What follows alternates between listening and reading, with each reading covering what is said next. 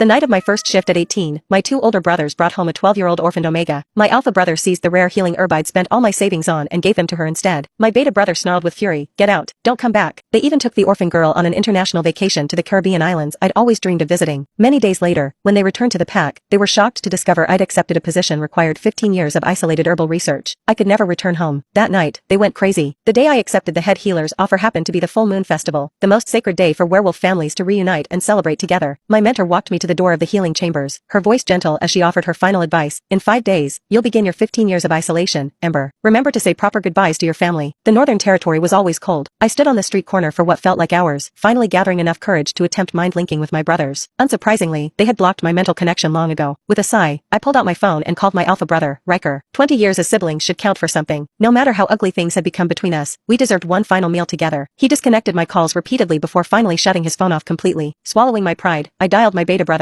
Axel. This time, after an eternity of ringing, he deigned to answer, like he was granting me some grand favor. Afraid he'd hang up, I rushed my words. "It's full moon festival today. Could we celebrate together at home?" Silence stretched across the line. I carefully added, "I bought gifts for everyone. I even found a moon goddess dress for Willow, her favorite style." Willow was the Omega orphan my brothers had adopted. Axel's voice came back cold and impatient. "Thanks to you, Willow hasn't even been released from the hospital yet. We're all here taking care of her. How dare you even mention celebrating full moon festival?" I pretended not to hear the disgust in his voice. "Then I could bring the gifts to the hospital? We could celebrate there while looking after her. Would that work?" I'd never begged like this before. Since Willow arrived, Riker, Axel, and I had argued constantly for years. Even during our worst fights, I'd never lowered my head like this. But this time was different. A separation like this, who knew when or if we'd ever see each other again? Axel remained silent. After an uncomfortable pause, Willow's sweet, childish voice broke the tension. "I want the moon goddess dress." I immediately replied, "I'll bring it right over." Afraid they might refuse again, I quickly ended the call. After ending the call, I detoured to the mall to pick up the gifts I'd pre-ordered. Over the years, I'd worked hard and saved $50,000, every penny now spent on these presents. For Riker, my alpha brother, I bought a precious healing crystal. As the pack's warrior, he was prone to injuries. For Axel, my beta brother, I found an ancient spell book he'd been coveting for his magic studies. And then, the moon goddess dress for Willow. I'd always wanted one like it for myself, but could never justify the expense. Today, I'd gift it to Willow. This was my last festival with my brothers, and I wanted them to be happy. With all the presents collected, I hurried to the hospital. The hospital room had only one small table, barely large enough for 3 people to sit around. Axel glanced up at me when I entered. Before he could say anything, I grabbed a small chair and positioned myself near the floor-to-ceiling window. From the corner of my eye, I noticed him pause momentarily, seemingly surprised by my action. But his bewilderment lasted only seconds. He quickly returned to his task, helping Willow try on her new dress and adjusting the silver fabric around her shoulders. The hospital chairs were hard. Riker took a pillow and tucked it behind Willow's back for support. Willow, young and excited, twirled in the dress, her face lighting up with delight. "It's so beautiful," she exclaimed, spinning too quickly. I couldn't help but glance their way. That's when Willow tripped over the long hem of the dress, stumbling forward with a small cry. In an instant, Riker rushed to catch her before she fell. Axel jumped up, his hand steadying her shoulders. "Be careful," they said together, their voices laced with concern. A familiar scene unfolded before me. Except once, long ago, I had been in Willow's place. Lost in memory, I forgot to look away. Until Axel, after making sure Willow was stable, sensed my gaze and looked up. His eyes, warm with worry for her just seconds before, turned ice cold when they met mine. Truthfully, it hurt more than I wanted to admit. I hurriedly dropped my gaze, standing up to offer help. "Let me fix the hem, it's too long," I said, stepping forward. But in my haste, I caught my foot against the chair leg and fell hard to the ground, scraping my palm against the rough hospital floor. "What are you doing?" Riker growled. "Did you deliberately buy her a dress this long? You know how clumsy she is." My words caught in my throat. "No, the dress is perfect," Willow interrupted. "I just need to be more careful." I pushed myself up, wincing at the sting from my scraped skin. Axel looked down at me coldly. "Are you trying to seem pitiful now? Are you really so jealous that you can't even see us helping Willow without making a scene?" The accusation hit harder than the fall. I said nothing, rising silently from the floor on my own. Blood beaded along my palm, but I hid it behind my back. The hospital room soon returned to their happy atmosphere without me. Willow twirled in front of the mirror, admiring her moon goddess dress with pure delight. Her voice was excited as she spoke. "Last week, everyone in my class was talking about how beautiful the Caribbean seas are. When I grow up, I want to see them too. I'll definitely wear this dress on the beach." Axel stroked her head affectionately. "Why wait until you're grown? It's no big deal. We can go see it this year." Riker chuckled softly. "Perfect timing. Both of us have time off at the end of the year. We'll take you." Their conversation flowed easily as they discussed travel plans. Within half an hour, they'd even booked the flights. Willow cheered and jumped excitedly, leaping into Axel and Riker's arms. After a while, she seemed to suddenly remember I was still there. She tilted her head and asked me, "Sister, do you want to come too?" I remembered that I needed to tell Riker and Axel about my departure. This seemed like the perfect opening. "I can't. In a few days, I'm going to the Shadow Pack." Axel impatiently cut me off. "Those things aren't our concern. You don't need to tell us." The words "I won't be coming back for 15 years" died in my throat. I swallowed them back down. Axel seemed to remember something and looked at me coldly. "Willow wants to leave the hospital tomorrow. After her injury, caused by you, staying elsewhere isn't convenient. I'm planning to have the housekeeper prepare a guest room." Before he could finish, I spoke softly, "Let her have my room." Axel stopped mid-sentence. He seemed to think he'd misheard. He stared at me for a long moment, his eyes filled with disbelief. "What?" After a moment of stunned silence, Riker also frowned, probably thinking I was being spiteful. His tone grew irritated irritated. You don't need to be like this. I know you're petty, but once Willow's wounds heal, she can move back to her own place. I looked at them seriously. Let her move in. She's young and needs care. It's inconvenient for you both to keep running back and forth. Besides, I haven't spent much time at home these past few years. The master bedroom would suit her better. There was a loud bang. Axel had thrown his food container onto the coffee table. The sudden noise cut my words short. His expression darkened, probably still thinking I was putting on an act. Axel helped Willow back into the hospital bed, grabbed a storybook, and sat down beside her to read. Just like countless times over these past years, I had once again become the awkward, unwanted presence. I stood up and gathered my bag from the chair. When I spoke, my throat hurt. I'm leaving. No one responded. I suddenly remembered many years ago, when our parents were killed in a fire. Axel had held me, his eyes blood red with grief. With that same gentle voice, he'd comforted me trembling. You still have your big brothers. As long as your brothers are here, you'll always be our little princess. Liar. For some reason, my nose suddenly stung with unshed tears. I rushed back to school that night and went straight to the lab to finish an experiment I'd been working on. I only had 7 days left. In those 7 days, I needed to wrap up everything, both studies and personal matters, in North City. I worked almost the entire night. The next morning, after a brief nap, I returned home. The master bedroom needed to be cleared for Willow. The Omega servant helped me pack my things into the guest room, grumbling indignantly. When has the pack heir ever moved out to let an outsider have the master bedroom? I continued packing my books and clothes into suitcases and replied, it's fine. I won't be staying here much longer anyway. Behind me, an icy voice suddenly broke the silence. Where exactly do you plan on going? I turned around, only to find Axel standing right behind me, his arrival completely silent. His expression was ice cold, his gaze fixed on my fully packed suitcase. Riker leaned against the bedroom doorframe, looking at me with an equally frigid stare. Willow had followed them in and was quietly staring at my luggage. The barely concealed anticipation in her eyes was impossible to miss. For a moment, I considered telling them the truth. But then I remembered Axel's impatient words. Those things aren't our concern. You don't need to tell us. Suddenly, I didn't dare speak openly anymore. This way, when I finally left, I could at least lie to myself. I could pretend they simply didn't know I was leaving, rather than admit they didn't care. My hand slipped into my coat pocket, knuckles aching from how tightly I clenched my fist. I spoke with faint casualness. I'm just moving my things to change rooms. Like I said, the master bedroom is for Willow. Axel's expression softened slightly, but he quickly hardened again and said grimly, Willow won't be staying here. You pushed her down the stairs just days ago. Do you think we'd feel comfortable letting her live under the same roof as you? I automatically responded, then I'll move to campus housing. Axel's briefly softened expression turned completely dark. I truly hadn't meant to provoke him. With my departure imminent, I just didn't want to make things difficult for them anymore. Willow put on an innocent face. This is your room, sister. I can't take it. I replied flatly, don't worry. Once I move out, I won't come back. Willow immediately couldn't help but lift the corners of her mouth. Realizing her slip, she quickly lowered her head. Axel shouted angrily, who are you threatening? Riker laughed coldly. If you want to leave, then leave. Did you think anyone would beg you to stay? I said nothing more and continued packing my belongings. Having lived in this home for over 20 years, I had accumulated too many possessions. I couldn't take everything, so I selected only the essentials and the items my parents had left me before they died. I filled 2 large suitcases and wheeled them toward the door. Behind me, Axel's furious voice rang out. If you've got the nerve, don't ever come back. I struggled with the heavy luggage down the stairs and out through the entrance hall. From behind, Axel's angry, sarcastic voice followed. After all these years of drama, we'll finally have some peace and quiet. Don't come crawling back when you can't last 3 days on your own. I had intended to grab an umbrella, but his words choked me up, and I stepped directly into the pouring rain instead. The downpour was heavy, soaking me completely within moments. As I crossed the front yard, the rain blurred my vision. Axel's raised voice continued behind me. From now on, whoever dares to open the door for her can leave with her. My eyes stung so badly I could barely open them. I couldn't tell whether it was rain or tears blurring my vision. Red began to seep through the sleeve of my soaked coat. The wound on my arm, barely scabbed over from moving the luggage downstairs, had reopened and started bleeding again. Long ago, in the fire that claimed our parents, I was severely burned protecting Axel. My wolf was so damaged she lost most of her self-healing abilities. I felt no pain now, just numbness throughout my body as I dragged my suitcases away from the mansion. I wondered if the dormitories at school would still be open at this hour. Truth was, I had no idea where I was going. Willow ran out after me, her voice dramatic and tearful. Sister, I'm sorry, please don't go. If you don't like me, I can be the one to leave. Then came Axel's urgent voice restraining her. Willow, you're not the one who should leave. You can't get soaked in the rain. I tried to smile but couldn't quite manage it. My wolf was already weakened from the old burns, and I'd been exhausting myself these past days. Now drenched in the downpour, my vision began to darken. Just as my body started to collapse, a strong hand suddenly caught me. At the same moment, the rain pounding on my head stopped.